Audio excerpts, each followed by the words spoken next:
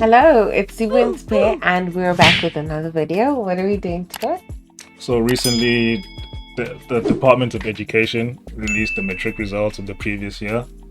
Every year it happens beginning of January or towards the end of January that the Department of Education releases the matric results. Yeah. And it's usually a celebrity time for matriculants and the parents and the country at large. In this event, you usually have the Minister of Education making a speech, and also we have people who recognizes the students, the top performers of the year. And something very shocking happened in this past event. So let's just check out this clip first, and then you tell me what you think about it. Okay. My name is Nomagugu Gumede from Kwaz Basic Education. Dr. Regina Mahale. We have Johannes, sorry, my apologies. We have Jonas Hakishi.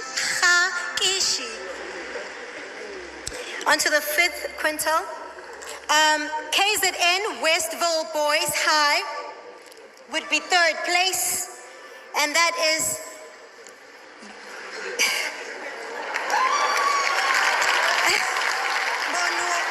Bonugwenza no Twando Lwethu. Did I pronounce that correctly? Selelekela. Sizofunda phela. Bekumuzi.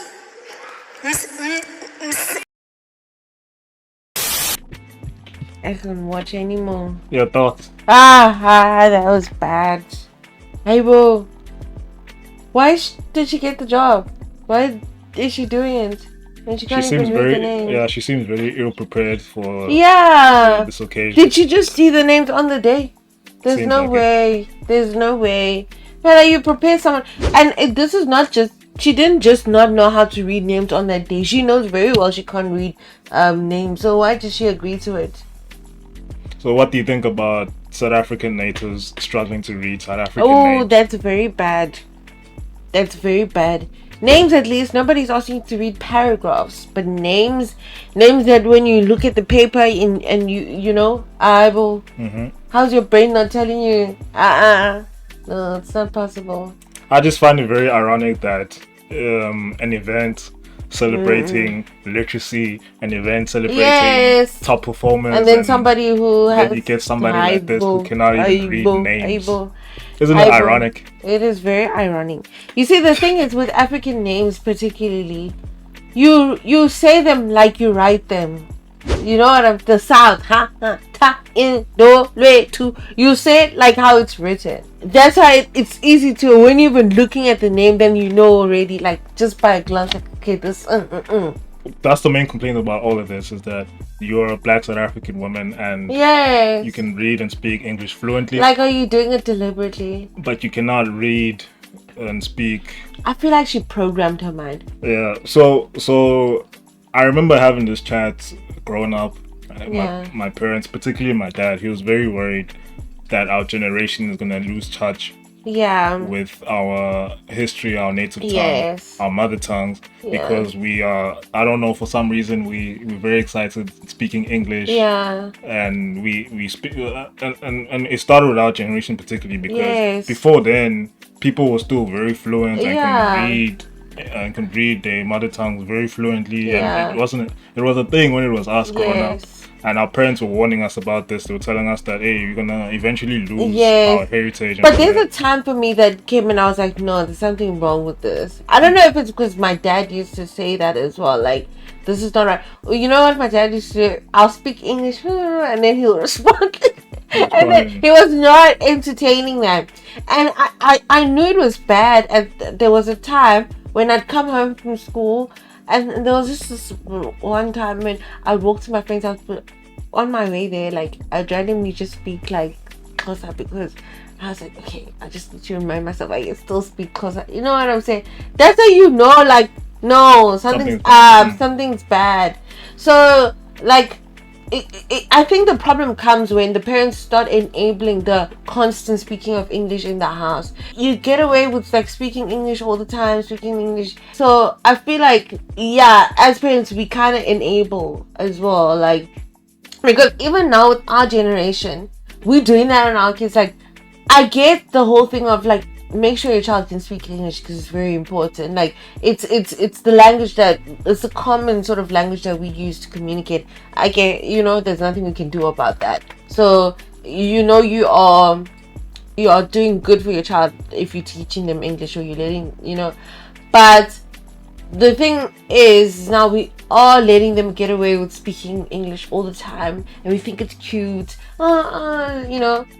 It's a problem. So I also grew up experiencing something similar. Yeah. I grew up in an Indian neighborhood, so mostly people spoke English there. Yeah. And then when I moved to another neighborhood, and then I started hanging around other black kids. Yeah. That's when I was forced to learn my language now, because now whenever I'm speaking English, they look at me funny. Yeah.